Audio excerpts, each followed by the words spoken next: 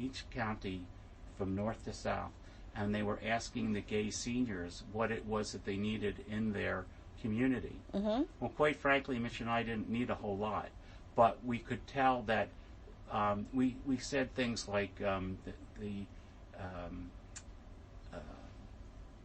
police should have sensitivity training. We've heard stories. The library certainly was a resource. Most of the churches and synagogues here, except for the Orthodox, are very encouraging. Uh-huh. In fact, when our synagogue, which was a gay synagogue in Philadelphia, you have CBST in New York,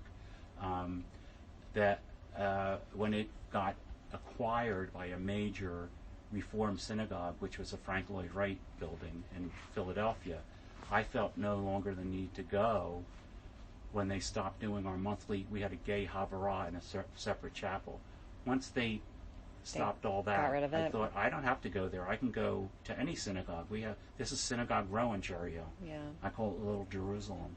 So it turned out I liked my boss's synagogue, and I started going there because his kids were in the choir, and I would watch. So, and they're very, very open. They have a lot of interfaith and inter-religious couples and gay couples. When I started going there, one of the presidents was gay. So it was very accepting. And what was I going for with that? Oh, I don't know. Maybe the support group? Yeah, it had to do with the support group. So I felt like I didn't have any kind of gay support. Because I can't march anymore. I can't do, I always thank Sammy and her wife for marching for us, because they march and they go to Pride. Yep. We don't do that anymore.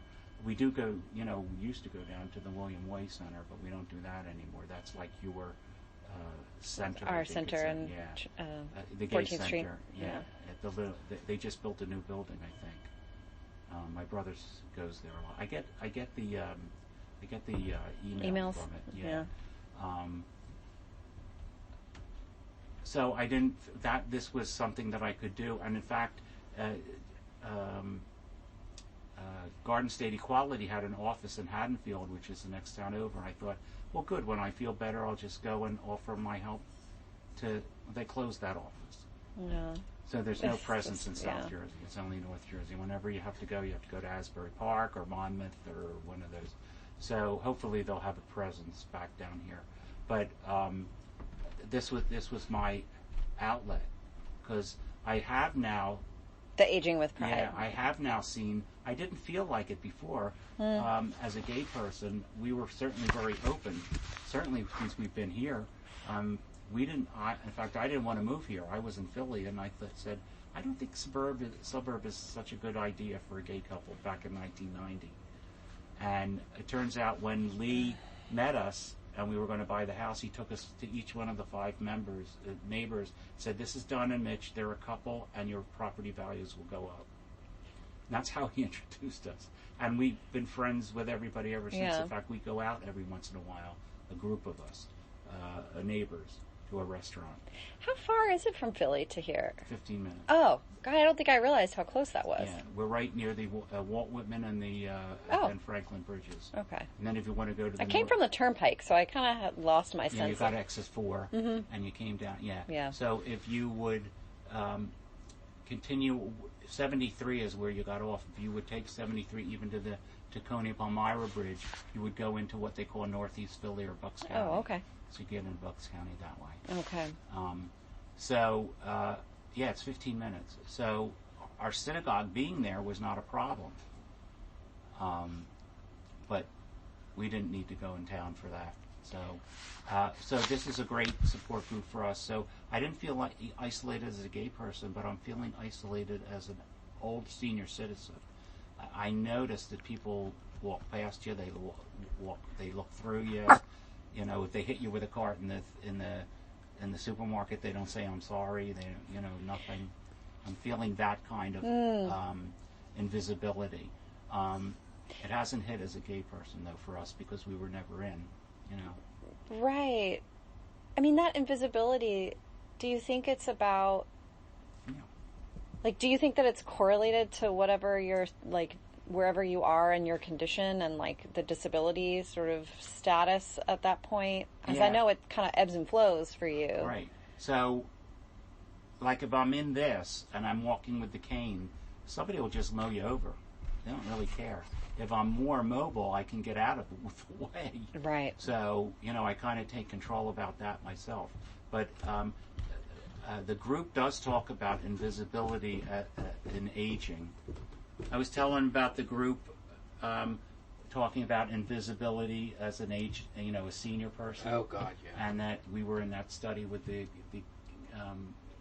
New Jersey gay equality. Oh, yeah. So I just wanted to interrupt because sure. it's 10 after noon, Okay. and we need to leave at 12:30. So if you're interested in eating, okay, you probably need to do in the next 20 minutes. Are you still on the phone with them? Yes, I've been on hold. You're on hold. And I keep trying. I looked online. I'm not convinced that if I go online, I'll be able to get a room that allows pets. So I feel I have to wait. If 12:30 comes and I didn't make the reservation, we'll go, and then I'll see if I can't make a run over to Aloft directly and do it in person. I don't understand. It's one building. Isn't it one hotel? I think they put me Probably through it's corporate to level. corporate reservations, and that's why I'm on hold. All because you. But anyway, I just want to let you guys know. Okay. Are you Yeah. getting hungry? Well, yeah, I should probably eat something before we go. But yeah, so we can finish this. And so but as far as being gay, we were never isolated. Some people, our friend Dee, wasn't out to her family, and she was living in a straight over 50 community, and she just walked in. She never did anything with anybody. Yeah. Went right into her. She was afraid to talk to anybody because she had been abused as a gay person in the 50s. One of her coworkers, an African American woman, brought her home to her apartment. She thought for a party, and here she had her husband rape her to show her what a woman should feel like. This is back in the 50s. And, she went to all the butch clubs horrifying. in Patterson, New Jersey. There were a lot of female clubs. But here this woman was abused. She's a lovely woman. She works with the people with disabilities. So she's a giving, loving. But when she told us her story, I almost fainted. It's horrifying. So she, since then, since the 50s, and she had a gay sister that she didn't know she had. Because they didn't talk about it. And the woman died. It's a shame. But she lives in a straight community. Should I go into my apartment?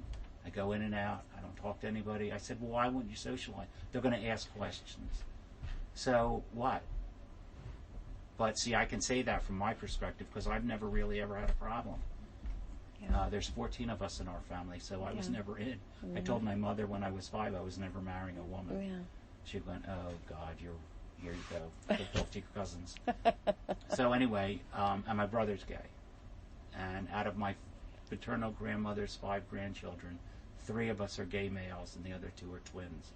I have a friend, and she has 3 siblings, and they're all gay. Yeah. So yeah. And she's gay. We're part of the Boston blood study for gay siblings. Oh, wow. We sent blood in, and according to my brother, he got my parents to send blood in, so... Interesting. Because, it's... I just want to make sure that's still working. Yeah. One thing you had said earlier, I kind of wrote down a couple of things. Is that you said earlier about not always telling Mitch, what's going on with me. Out of, It was easier for me to handle it myself and deal with him because he is so emotional. And, one thing you can tell by not using the bathroom because he had a problem with it, building it. That's ridiculous. It's done. It's beautiful. Use it. But he is in that headset. So in order for me to be able to deal with me, I didn't want to have to deal with him. And it was actually better that way. It was still kind of awful dealing it with yourself, but it was better then. Having to bear responsibility both for me and him and his reaction to what I'm going through. Because to me it was overblown. And I think I was mentally more positive because I did that. In other words, it was a defense mechanism. I used it as a defense mechanism. Well, I can tell him about the toe, but the whole leg bleeding, I'm not going to tell him. I just wrap it up and hide it because I used to have hemorrhages. because I was on blood thinners, too many blood thinners. Right. So that's the kind of stuff I